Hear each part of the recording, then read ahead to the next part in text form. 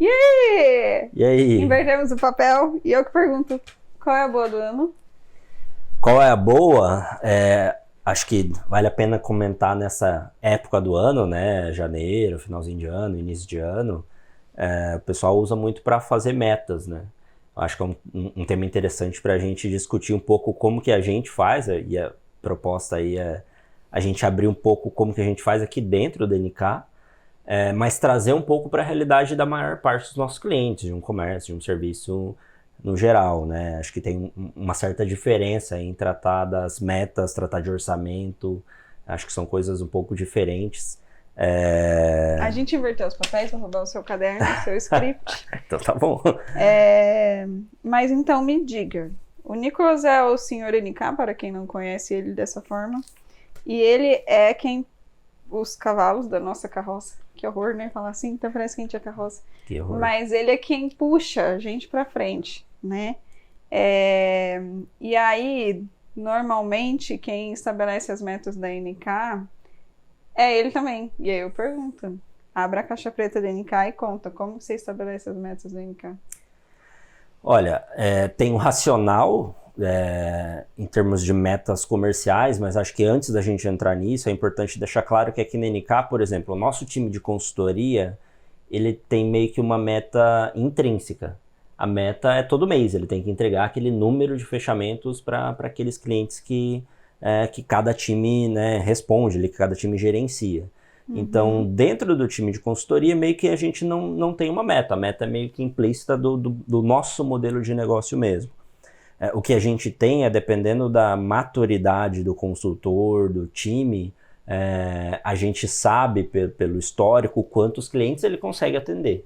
E esse é um objetivo que eventualmente a gente direciona os consultores. Então você está com, sei lá, 12 clientes, com um time que tem auxiliar, com um time que tem estagiário, é pouco. Então a gente sabe até onde ele pode chegar. Então essa é alguma das coisas que a gente vai direcionando, mas não é exatamente uma meta. Já na parte comercial e de marketing, que é onde eu atuo mais aqui dentro da NK, eu meio que coloco essa meta, como o nosso time é pequeno, a meta fica para mim e para a Ângela, né? Vamos dizer assim. A ideia esse ano, um dos objetivos que a gente tem é trazer mais gente para esse time, então estruturar o comercial de uma maneira um pouco mais eficiente, né, que não fique só no meu colo, vamos dizer assim. E a gente traçou um objetivo em números de clientes para esse ano. Como que a gente fez isso, né? Primeiro, acho que a primeira etapa é uma conversa entre os sócios mesmo, é uma análise do planejamento estratégico. O que a gente quer para a NK? O que a gente quer para a NK, sei lá, daqui 5 anos, daqui a 10 anos? E é um exercício um pouco mais, até um pouco aspiracional. Eu ia dizer filosófico, né? Mas é aspiracional. Pô, o que a gente quer? Como que a gente imagina? E nesse ponto a gente tem um pouco de visões diferentes, né? Do que eu quero, do que você quer, do que o Iago quer. E eventualmente outros sócios entrando aí também vão trazer visões um pouco diferentes, né? Porque aqui inclui, a gente quer ter participações em alguns negócios, a gente quer ter vários escritórios, a gente quer ter um escritório só. Então, aqui que a gente meio que elabora isso. Mas tendo essa análise dos próximos 5 anos, 10 anos, a gente tenta trazer um pouco mais para a realidade e vamos colocar, sei lá, 3 anos. Nesses 3 anos, a gente consegue definir, por exemplo, quantos clientes a gente quer atender, quantos escritórios a gente quer ter, qual que é o tamanho da nossa equipe. E tudo isso a gente vai trazendo, né, o exercício é de trás para frente, trazendo para quantos clientes a gente quer ter esse ano. No nosso caso, a gente só trabalha com o número de clientes ativos mesmo, né? A gente tem o número de clientes ativos. Para chegar nesses clientes ativos, o racional é quantos leads eu gero, qual que é a minha taxa de conversão, quanto que eu preciso investir para trazer esse tanto de lead, né? Para fazer um funilzinho até que eu chegue no número de clientes ativos. Desses clientes ativos, o funil vai abrindo de novo para baixo, que é quanto de ticket médio que eu tenho, desse ticket médio quanto que eu gero de faturamento, esse faturamento aqui gera quanto de custo variável, quanto de custo fixo, e um número importante para a gente é qual que é o tamanho da nossa equipe para atender esse número de clientes. Então esse exercício ele é meio que, pô, beleza, a gente tem um número para esse ano são 150 clientes ativos, né, em dezembro de 2023, então qual o tamanho da nossa equipe que que tem que ter para atender esse número de clientes. E tendo esse tamanho de equipe, a gente começa a olhar hoje o que a gente tem e aonde a gente quer chegar. E aí a gente começa a ver um monte de gargalo de coisas que a gente precisa fazer nesse ano. Tá muito extenso? Tá acompanhando? Tá difícil? Eu tô acompanhando, eu já sei tudo isso. Eu tô parando de falar porque você não falou nada, então, pô, eu não concordo, né? Mas. Não, eu não concordo. Um monte de coisa. Vou dizer. Então, diga. O exercício de, tipo, mirar muito longe, de 5 anos, e trazer o objetivo mais perto, pra mim é um exercício muito, muito, muito difícil. Porque eu não funciono dessa forma. Eu preciso ir escalonando a ideia para onde eu quero chegar. Eu vou dar de frente para frente. Nunca vou de frente para trás. Mas era esse o ponto que eu ia tocar. Porque nós temos habilidades diferentes, que eu tenho uma facilidade de visualização maior e você tem uma facilidade de construção do próximo passo. Então, por exemplo, esse orçamento que a gente criou, é aqui que, eventualmente, acho que você atua mais. Então, por exemplo, se a gente quer ter, sei lá, 20 pessoas a mais na nossa equipe, a gente precisa estruturar melhor um RH. Qual que é o próximo passo do RH? Quais são os objetivos? No time de consultoria, por exemplo, para a gente ter esse tanto de cliente, ter uma flexibilidade da equipe passar um cliente para outro, a gente precisa ter isso muito organizado, né? Que a gente usou a ferramenta do OKR. Então, o que a gente tem que ter, quais os objetivos que a gente tem que ter em termos do manual do cliente, né, da nossa estrutura interna de como a gente trata o cliente. Então, esse planejamento que a gente tem vai conectando com essas ações diárias que a gente precisa fazer, né, com esses objetivos ou semanais, mensais, trimestrais, como é o caso do OKR. E eu acho que é aí que você contribui bastante. Então, não é só uma coisa aspiracional e a gente joga a bola para frente. A gente precisa trazer isso em ações práticas. Só que o exercício de fazer essas ações práticas para um planejamento de 5 anos é muito difícil.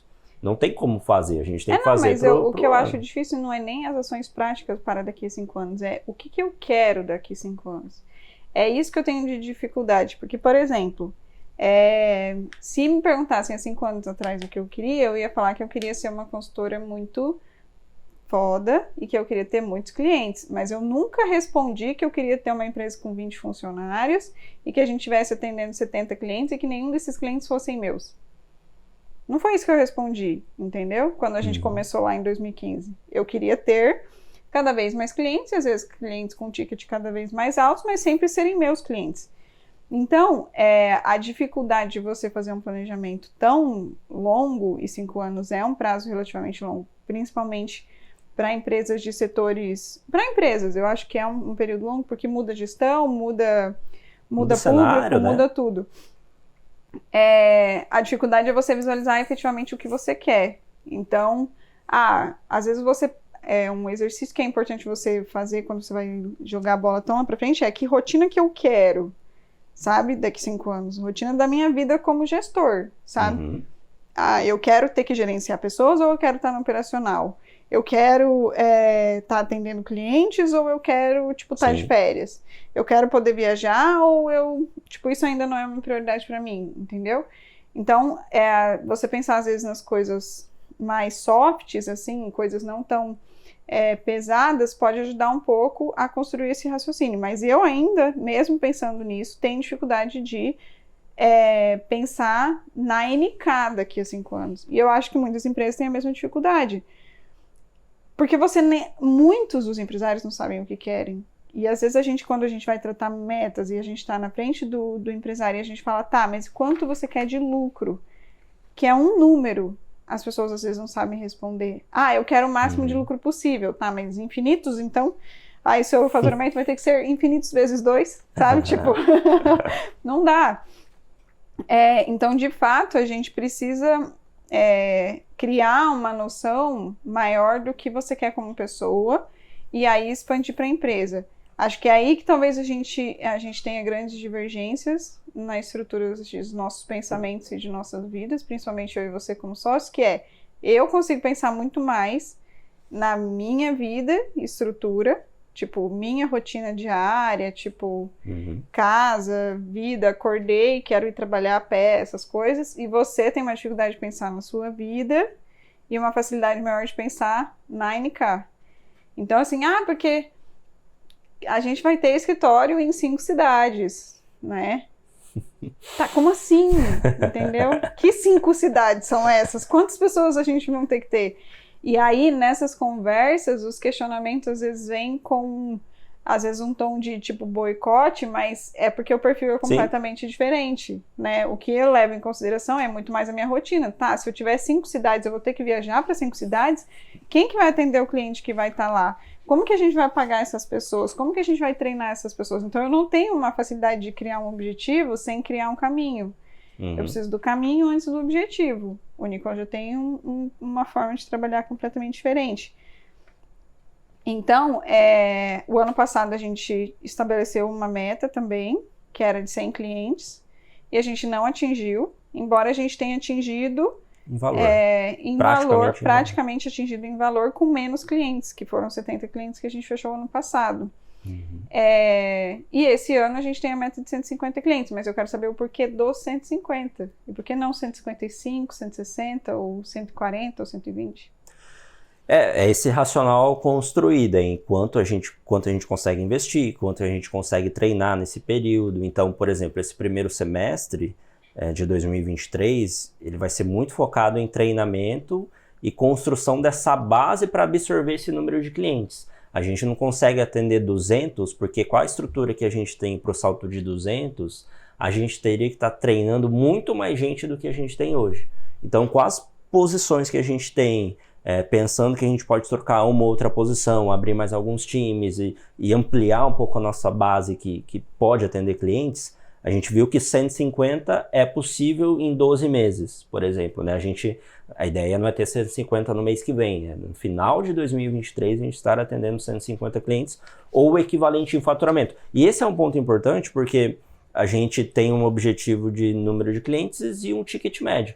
E nesse ano passado isso foi alterando, porque a demanda foi muito mais rápida do que a gente conseguiu treinar, então a gente acabou subindo o nosso ticket médio para também controlar um pouco a demanda, e acabou que a gente praticamente atingiu em termos de faturamento, mas não em clientes. E o nosso ticket médio deu um salto enorme nesse período, né? Então, ele é um objetivo de 150 clientes, mas ele, assim, a gente tem um número de faturamento, quanto que isso vai trazer de faturamento, quanto que isso vai ter um reflexo na nossa equipe, no nosso custo. Então, foi mais ou menos pensando nesse racional. Não é simplesmente dobrar por dobrar. A gente entende como faz para dobrar hoje. Mas isso a gente errou, acho que por muitos anos, né? A gente tinha um objetivo e meio que trabalhava, não entendia direito por que não atingia.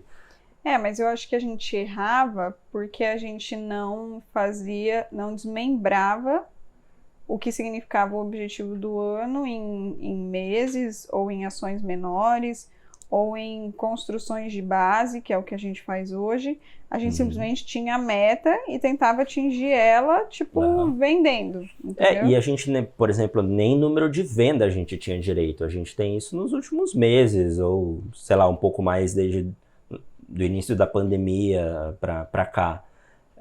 Porque a gente hoje sabe a taxa de conversão, quantos leads precisa, da onde que vem esse lead, como que a gente aperta para vir mais lead, né? Qual que é o perfil do lead para converter de fato. Então, a gente também buscou essas métricas, né? E essas métricas que a gente utiliza, elas são métricas que podem ser usadas principalmente por profissionais liberais, por pessoas que vendem contratos de um modo geral, pessoas que vendem obras, pessoas que vendem, são a possibilidade de leads, e pessoas que trabalham mais B2B também, é mais caracterizado por isso, né? O número de leads, o número de orçamento, você pode jogar para o comércio, para o varejo também, mas é mais difícil ter talvez não né? faça tanto sentido, né? Porque para esses setores, as metas elas precisam de muito mais participação da equipe do que como é aqui. Aqui a equipe participa não perdendo o cliente. É a única participação que a equipe de consultoria tem. Agora, na equipe, por exemplo, de uma padaria, uma equipe de uma loja de roupas, uma equipe de uma loja de sapatos, uma equipe de uma distribuidora, todas essas equipes, elas têm vendedores, e esses vendedores precisam descobrir novos canais de venda, precisam abrir novas cidades, precisam abrir novos clientes para conseguir, de fato, atingir essa meta. E o atingimento de meta Aliás, a elaboração da meta feita para clientes desse setor, de setor de comércio, ela é muito pautada quando a gente cria para eles no objetivo do gestor.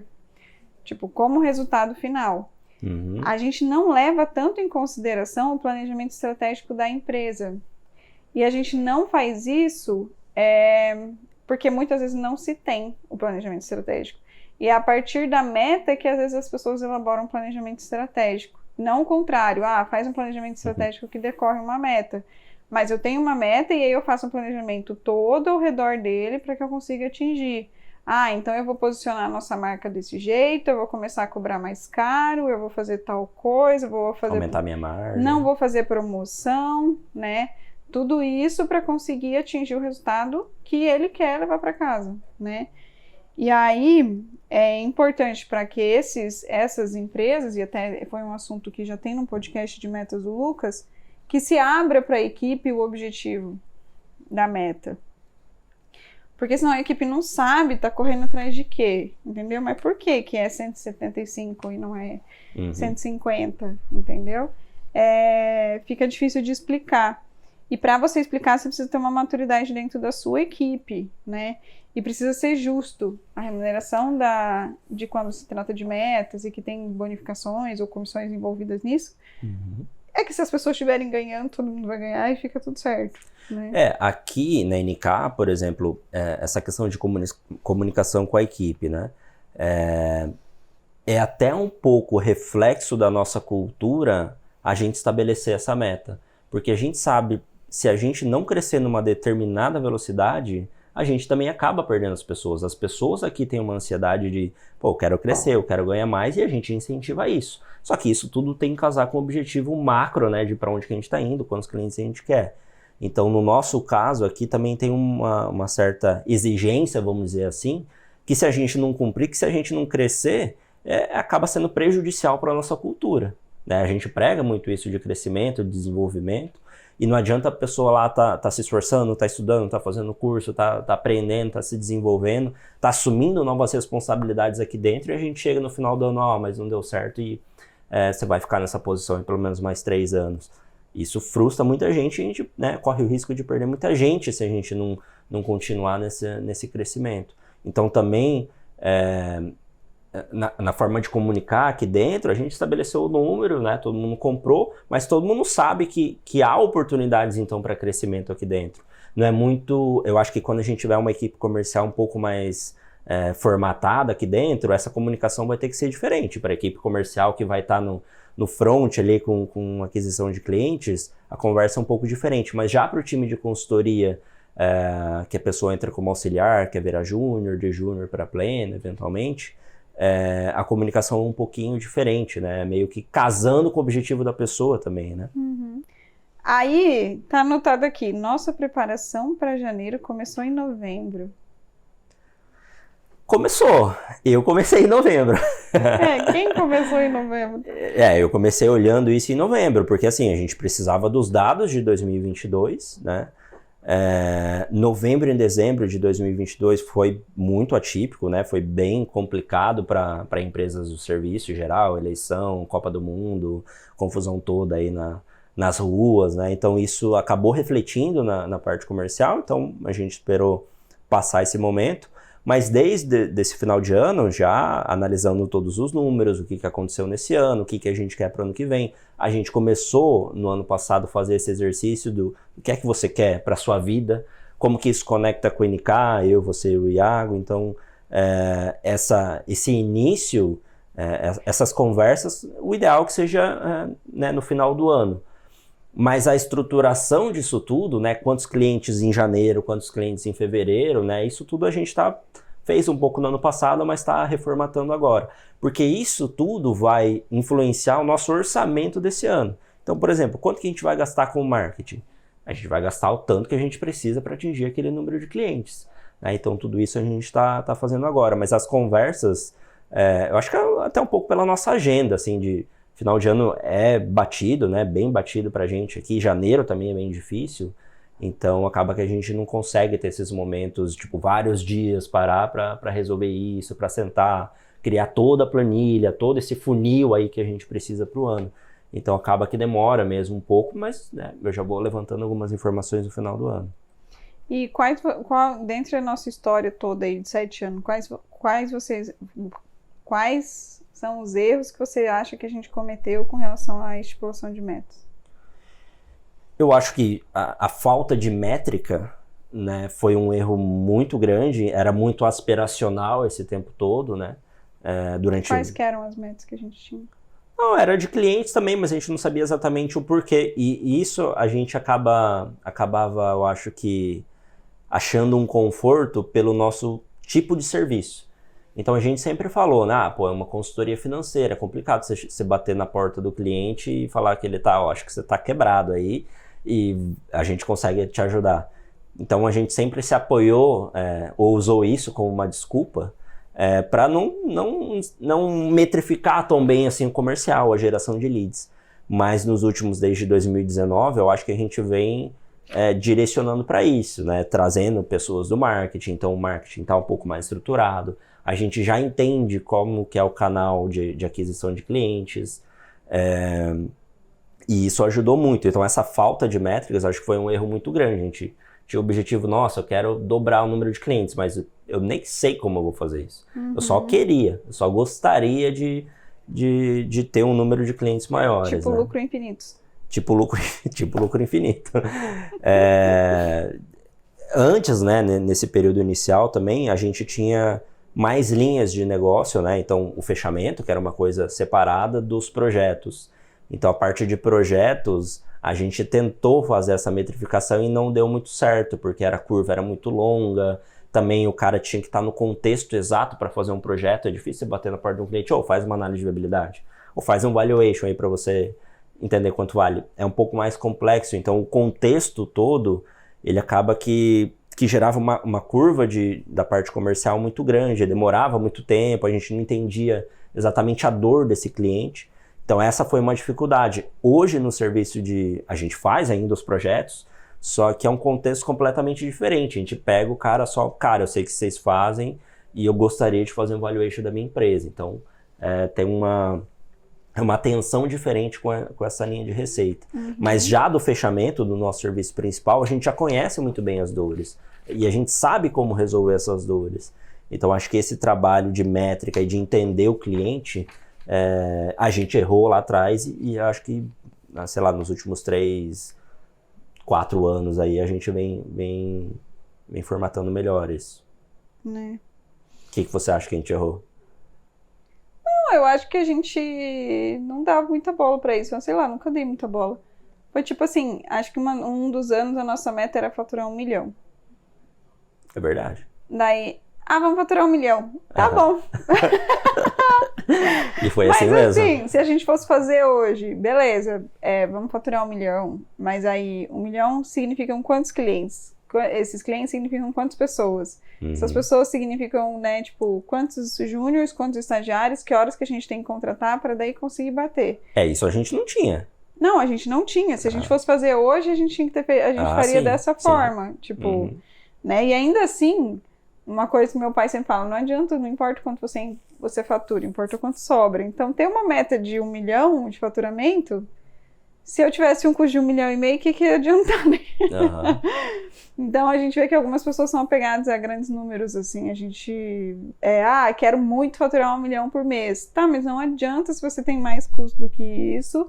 E aí, às vezes, seu ponto de equilíbrio é maior. Ou se para você faturar 1 milhão, você vai ter que entrar num efeito tesoura desgraçado aí. E ainda assim, você não vai conseguir ter resultado. Então, eu acho que a gente errava mais porque a gente não dava muita bola, né? Mas eu acho que foi um pouco da conversão da empresa. Antes era um grupo de consultores que trabalhava junto para passar a ser uma empresa de consultoria. E essa conversão também tem esse reflexo, né? A sua postura aqui dentro é diferente, a sua função é diferente, a minha é diferente. Então, e a gente precisa acompanhar essa movimentação da empresa. Por isso que é importante essa conversa do que você quer para sua vida, porque eventualmente o caminho que a empresa está tomando, você primeiro não tem as habilidades para fazer isso. Então, para gerenciar uma equipe de 50, 100 pessoas, eu não estou preparado. Que curso eu tenho que fazer? O que eu tenho que aprender? Para ter uma estrutura comercial de 4, 5 pessoas, pô, como é que a gente vai fazer? Como é que a gente gerencia um time comercial? Né? Então, tudo isso vai moldando o que a gente vai precisar fazer, o que pessoas a gente vai ter que colocar lá. E daí você olha, pô, eu quero isso para minha vida ou não quero isso para minha vida? É essa a função que eu quero fazer ou não? Você escreveu aqui, OKR sustentam a meta. Então, primeiro, explica o que é OKR. OKR é uma metodologia, né? Se popularizou no Google, tem até um livro sobre isso, né? Meça o que importa, se não me engano, em português. E é basicamente você estabelecer um objetivo, que é o O do OKR, e alguns resultados chaves que você tem que atingir para que aquele objetivo seja cumprido. Em resumo, é isso, né? Estabelecer um objetivo e que ações que você precisa fazer. Então, eu acho que aqui o OKR ele fecha esse gap. Então, a gente percebeu, para atingir esse número de 150 clientes, a gente vai precisar de vários times, esses times precisam ter uma flexibilidade de mudança de pessoas, e quando a gente analisa essa mudança, a gente olha para o cliente, pô, esse cliente mais pessoas precisam saber fazer. Não dá para uma pessoa só fazer o processo do começo ao fim e ela ser dona desse cliente. A gente tem que ter um manual, esse manual tem que estar muito claro, tem que ter parâmetros específicos do que precisa estar lá, de qual a clareza da informação que tem que estar lá. Então, o nosso OKR vai muito nessa linha de preparar a empresa para esse crescimento. Eu vejo nessa linha, né, de fechar esses gaps. Como é que você analisa? Você que é a senhora do OKR. Eu acho que a gente está usando ele para isso, né? Que é para gerar a base, mas é que também acho que a gente não tem muita propriedade para falar sobre isso ainda, até porque a gente está terminando o nosso primeiro ciclo agora. E o primeiro ciclo que a gente fez, ele foi justamente para criar base para a gente poder crescer, mas não acho que ele sirva necessariamente para isso. O que a gente absorveu bastante na palestra do Renan foi: o OKR precisa estar totalmente direcionado com os objetivos da gestão, né? Com o planejamento estratégico da empresa. Então, de fato, ele pode ajudar a levar para isso. A gente está usando agora para formatar as bases, ou seja, para deixar bem forte a estrutura, para a hora que a gente precisar crescer ser mais fácil. No próximo ciclo vão surgir outras coisas que não necessariamente têm a ver com isso, mas eu acho que ele ajuda a gente a dar passinhos mais perto da meta, assim, sabe? A fazer, de fato, uma base forte para ficar mais fácil de atingir. Mais alguma coisa, senhor? Acho que era isso. Tá tudo aí? Você que roubou a minha pauta, né? Acho que sim, ó. Falamos dos erros, falamos dos times, falamos da maturidade, tipo, de como que a gente passa isso para a equipe. Me veio uma coisa aqui que eu vi recentemente do Bernardinho, sobre metas. Não tem muita relação com a NK, mas eventualmente para alguém, para um empresário que está ouvindo, talvez facilite naquele ponto de falar com a equipe. O Bernardinho, quando ele estabelecia os objetivos, né? O Bernardinho é treinador de vôlei, né? Quando ele estabelecia os objetivos que ele tinha para o time no ano ou no semestre que eles iam jogar, ele tinha dentro da equipe uma pessoa que era o balizador dele, que era o líbero, o Serginho, se eu não me engano. Ele sabia que dependendo da meta que ele colocava, a forma do Serginho reagir, ele sabia se ele tinha passado do ponto ou não. Então, o Serginho, a hora que olhava, tipo, a gente não vai conseguir isso. Ele sabia que ele pesou demais a mão. Ele estava exigindo demais do time dele. Então, acho que o gestor, ele tem que, eu não sei se às vezes uma pessoa, o gerente comercial, o diretor, algum vendedor que tem mais uma relação mais próxima, ou às vezes até o time financeiro, ter essa pessoa, esses balizadores. Porque o cara chegar com uma meta muito pesada para a equipe, isso pode desmotivar muito a equipe. Se estiver muito longe do que você quer fazer, você pode desmotivar a galera. E se tiver muito fácil, você também, né, no nosso caso aqui, se a gente vai atingir mais 10 clientes esse ano, a galera vai olhar e falar, mas não vai ter espaço para todo mundo. Então, é importante esse balizador, né? No caso do Serginho, ele tinha o líbero, que era essa pessoa. Do Bernardinho, ele tinha o Serginho. Então é importante, eu acho, ter esse balizador. Aqui, é um pouco você. Mas Então, eu quando a sou gente mais pessimista que o Serginho, eu acho. Então, mas eu já tenho essa gordura. Eu sei que você é pessimista, mas mais um pouquinho abaixo na meta que eu tinha colocado. Então, você baliza muito isso, né? Mas é um pouco olhando para a nossa equipe também. Pô, hoje será que a gente consegue com a equipe que a gente tem? A gente fez esse exercício. Pô, tô vendo aqui o Luiz, né? Pô, trazendo o Luiz para cá, essa outra pessoa para cá, fazendo isso, abrindo esses espaços, acho que dá, é possível. Então, acho que é um insight aí legal para a galera. Mas, de qualquer forma, é importante passar para a equipe a meta, mesmo que não seja para a equipe financeira, mas quais são os objetivos. E até o livro que a gente está lendo para o Clube do Livro, que é os 5 Desafios da Equipe, ela fala muito sobre o objetivo central. Que quando uma equipe não tem um objetivo central, a chance da equipe trabalhar em cima dos objetivos pessoais e não em cima do objetivo central é muito grande. Então, você acaba colocando como prioridade os objetivos da sua própria carreira e não os objetivos da empresa. Então, quando uma empresa não tem um objetivo central, e isso pode estar relacionado com a meta ou não, a chance da equipe se perder é muito grande. Então, é importante que seja estabelecido. E ter um objetivo central que faça sentido para todo mundo vai concordar com o Bernardinho, né? Tipo, ele precisa que o Serginho não faça cara feia, né? Para daí todo mundo saber que todo mundo vai concordar de certa forma com a meta. Mas é isso, bora que já deu meia hora e eu preciso trabalhar. Beijo!